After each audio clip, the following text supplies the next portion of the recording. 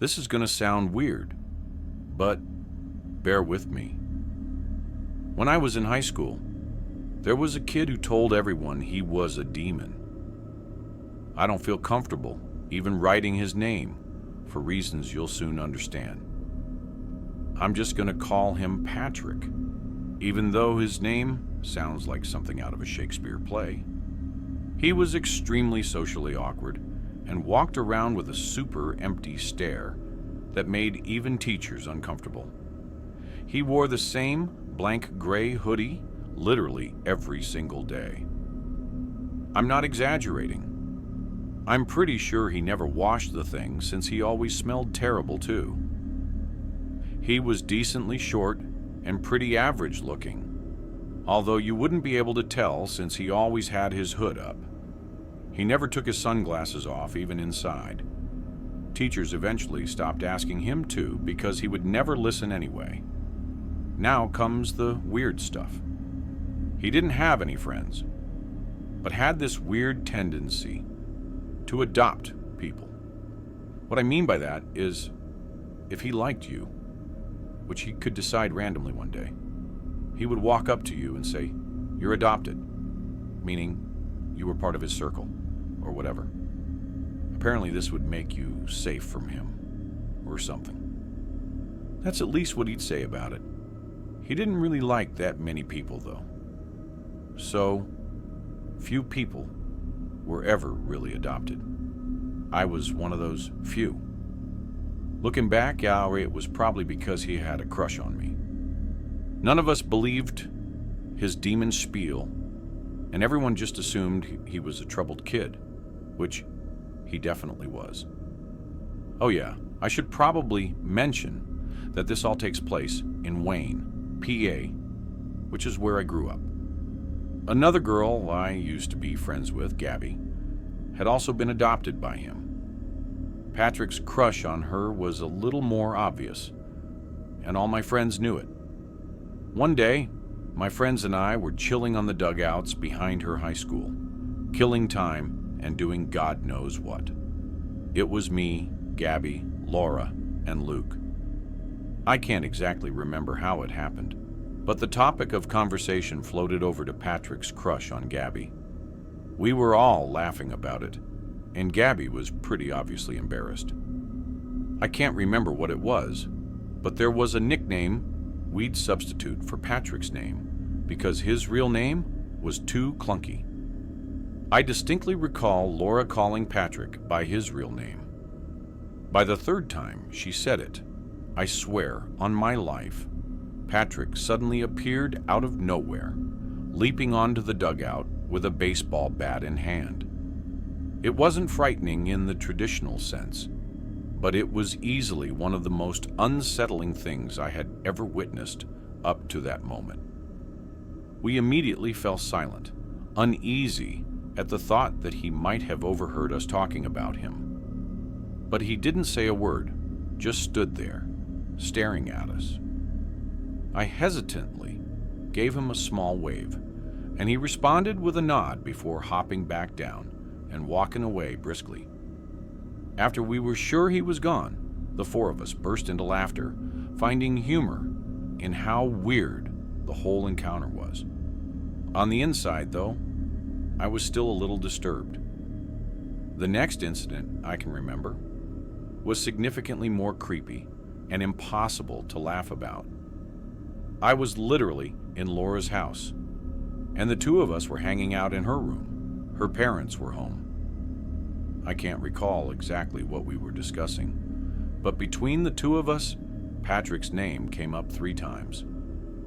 Less than 10 minutes later, the sound of Laura's front door slamming shut caught our attention. Puzzled, we headed downstairs to check if one of our other friends had dropped by unexpectedly. Laura was friends with just about everyone, and since her parents were incredibly laid back, people often came and went from her house without any notice. Laura's mom had beaten us to the door, though. We turned the corner of the living room and stared in shock at Patrick, who was just standing there talking to Laura's mom. She asked him why he was there, and his response was unsettlingly direct. I was summoned. Laura's mom engaged in some brief small talk with him before politely asking him to leave. Without a word, he complied. The reason this didn't raise more red flags was that Laura's mom actually knew Patrick and felt sorry for him. Laura and I, on the other hand, weren't nearly as composed. As we climbed the stairs, we exchanged horrified looks, whispering about how unnerving the whole situation had been. It wasn't until a few minutes later that we made the connection. He seemed to appear whenever his name was spoken 3 times. I know how absurd it sounds, but after witnessing 2 inexplicable events and knowing Patrick's history of claiming to be a demon, we couldn't just brush it off. How else could someone else rationalize what had taken place? We told all of our friends about the incident the next day, and our friend group swore to never say his name 3 times in one conversation again. For a few months, everything seemed fine, and I started to think maybe I had just overreacted. That changed one day when my usual group of friends gathered at Johnny's house. We were hanging out on his back deck when, once again, the conversation drifted toward Patrick. No matter how much we tried to convince him, Johnny refused to believe what we were saying. Even after everyone in the group confirmed the story, he remained skeptical. To prove his point, he mockingly said Patrick's name 3 times in a single sentence, much to our frustration. When nothing happened, he smirked and called us idiots for believing something so ridiculous. As irritated as I was, a small part of me felt relieved that Patrick hadn't shown up. But I spoke too soon. A few minutes later, Patrick vaulted over Johnny's backyard fence. Johnny was the first to see him, cutting off mid-sentence as his face went pale. The rest of us followed suit and went dead silent, nervous about what Patrick might do this time. We watched as he stared at us for a few seconds before jumping back over the fence and disappearing out of sight. Johnny started freaking out and accused us of conspiring with Patrick to scare him. We told him that we literally begged him not to say anything. We sat in silence for a while before Johnny eventually told us all to go home, clearly shaken from the experience. The last experience I had concerning Patrick was definitely the scariest and most disturbing. It was the only one where I felt like my life might have actually been in danger. A few months after the incident at Johnny's house, I was home alone one night. My parents rarely left the house back then, so this was a rare occurrence. I decided to take advantage of the situation and invited a boy over whom I'd been talking to. He was kind of a tool, but so were most of the guys I was talking to at that age. We were hanging out in my room, and it was lightly raining outside. After a while, he mentioned something about Patrick, which made me visibly cringe. He got confused, so I explained the situation to him. He burst out laughing and told me he was going to say Patrick's name to scare me. I begged him not to, but he did it anyway. Only this time, he didn't just say it. He literally screamed Patrick's name 3 times at the top of his lungs. There was no delay this time. The moment he finished yelling, I could hear the rain instantly pick up outside. A few seconds later, there was a flash of lightning. I started to freak out. The guy I was with actually seemed sorry and told me it was probably just an extremely unlikely coincidence. I cursed him out and ran to my window to look at the storm. I glanced down to look at my driveway and screamed when I saw a silhouette of a person looking up at my window. It was too dark and stormy to know for sure, but I was 99% certain that it was Patrick. I shut the blinds and rushed downstairs to make sure all the doors were locked. After locking the back door, I saw that person again. Only this time, he was standing motionlessly in my front yard. I felt a panic attack coming on, and I knew Patrick was going to find a way inside my house. I started screaming, but I'm adopted over and over again, hoping that would do something. I know there was no way he'd have been able to hear me, but my brain was all over the place at that point. The guy I was with ran down the stairs a few seconds later and picked me up off the kitchen floor in an attempt to comfort me. I looked out the window again, and he was gone. The storm was still coming down like crazy, though, but it's not like I was going to search the property anyway. The next morning, after that guy had left, I went out to inspect my yard. To my horror, I found something sinister in the far corner of my backyard. It was Patrick's hoodie, and wrapped inside of it were a couple random belongings of mine that I assumed I lost.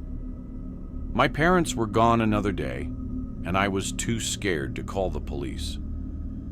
I figured I'd show my parents what I had found after school the next day, and they'd take it from there. I never had to, though. The next day, Patrick didn't show up to school. He didn't show up the day after that either. None of us ever saw him again, and no one knew what happened to him. My parents still live in the same house, which is something I think about a lot. I know this isn't your typical scary story, but I'm not sure where else to vent about this. A few people from school told me they caught Patrick hiding and eavesdropping on their conversations, which could explain how he was able to show up out of nowhere. Looking back on it as I've gotten older, the most logical explanation seems to be that Patrick was just a disturbed stalker who followed me and possibly other girls around. That would explain why he always seemed to show up whenever his name was mentioned. The thought of him lurking nearby, secretly listening in on my conversations, still makes my skin crawl. I don't even want to think about where he might be now. But first, did you know that 98% of people who watch my videos aren't subscribed? That means you. And yes, I am speaking specifically to you.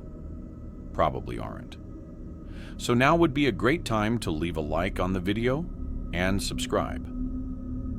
Anyhow, I'm from Denver. This happened a few years ago. My friend Mike and I were heading to a dinner party one snowy Saturday evening. We decided to stop at a liquor store before heading to the party. It was honestly a pretty annoying detour with the snow coming down, but we didn't want to show up completely empty-handed.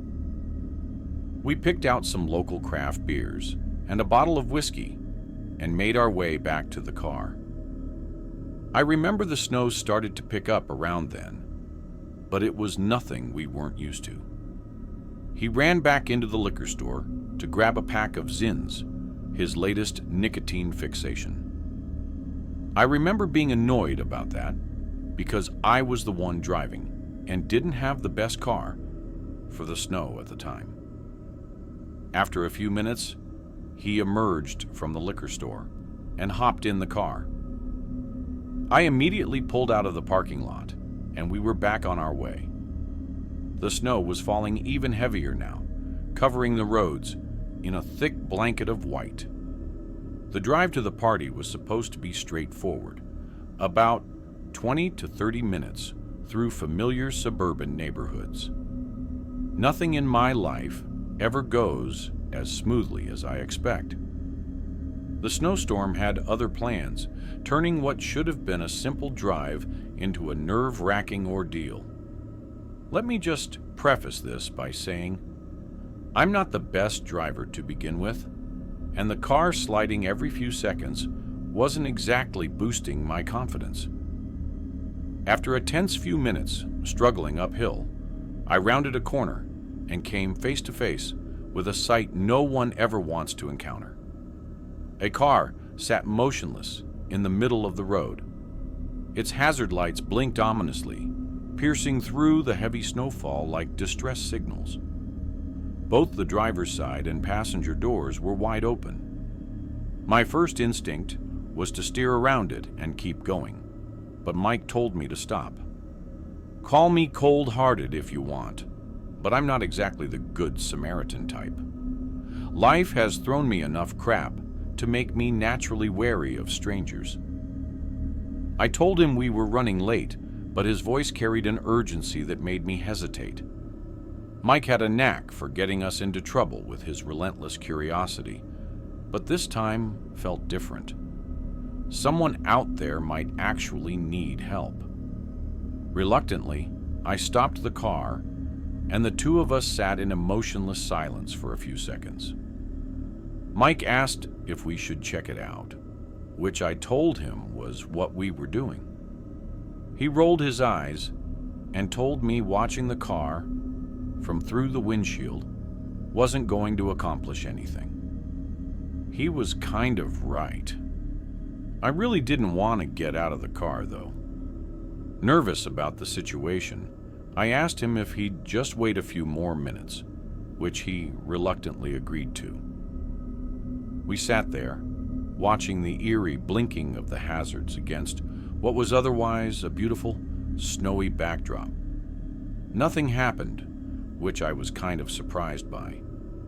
Eventually, Mike said he had had enough and was going to investigate. Before I could stop him, he stepped out of the car. I watched with a rising sense of apprehension as he approached the vehicle. As he was doing so, I could have sworn I saw something dark move out of the corner of my eye. It might have been my worried mind playing tricks on me, but this situation was seeming worse and worse to me every second that passed. Not even 10 seconds later, I thought I saw the car jolt a little, like something had moved in the trunk or back seat. Again, maybe my mind was playing tricks on me, but I didn't care. I made a quick-time decision and slammed on the horn. Startling Mike, who had been inspecting the inside of the vehicle, he understood what I was communicating and sprinted back to the car. I drove off without hesitation, immediately voicing my suspicion that the whole thing had been a setup. Mike was clearly annoyed when I admitted I didn't have any solid proof, but I firmly told him I wasn't about to risk my life for someone who could easily call for help. The rest of the drive was undeniably tense. Mike wasn't one to let things go easily, and I could tell he was still stewing over it. When we finally arrived at the dinner party, the tension lifted, and everything felt normal again. We spent several hours there, and by that point, both of us had practically forgotten about the strange incident from earlier. After a great meal and a fun evening catching up with old friends, our host turned on the TV to give the departing guests an update on the snowstorm. He flicked over to the local news, and what I saw was actually horrifying. The police were issuing reports of a stolen vehicle that had been jacked not even 2 hours earlier. They were circulating a spoken account from the victim, which went something like this. A woman was driving her teenage son home from a friend's house when she noticed a car in the middle of the road, hazards on and doors open. The two approached the car to see if someone was in distress, and as they did, 2 men sprung out from behind a snowbank and another emerged from the trunk of the vehicle. They held the woman at gunpoint and forced her to turn over her keys. They promptly sped off with a stolen car, along with the one that had been used in the trap. I stared at Mike with a look of pure fear. That could have been us. The two of us told the rest of the party what happened earlier, and that quickly put a damper on the general atmosphere. but people were eating the story up. The worst thing about this experience is that I'm even more distrusting of strangers than I previously was. I often think about how many people I would have otherwise helped out in a time of need had I not experienced such a meticulous trap. The series of events I'm about to recount happened over 30 years ago, during my early childhood. Forgive me if some details are shaky, but I'll try to remember as much as possible. I was around 10 years old. My extended family was massive. At that age, it was hard for me to remember the faces of all my relatives, let alone their names. At every family gathering, I was introduced to someone whose face I didn't recognize, even though they all seemed to recognize me. My dad was one of 9 children, so I had 8 sets of aunts and uncles on his side alone. My grandparents on my dad's side were extremely well off and had a massive beachfront property, which was communal along my dad and his siblings. I'm not sure of its exact size, but I'd bet the beach house could easily accommodate over 30 people for an overnight stay. Because of that, my family would spend large portions of the summer there. Both of my parents had jobs that either allowed them to work remotely or didn't require them to be in the office constantly. My dad's siblings and their kids would also come down, so the house was rarely just ours alone. I got along well with all my cousins, and I actually preferred being at the beach house over staying home, since I was closer to some of them than I was to my friends back in town.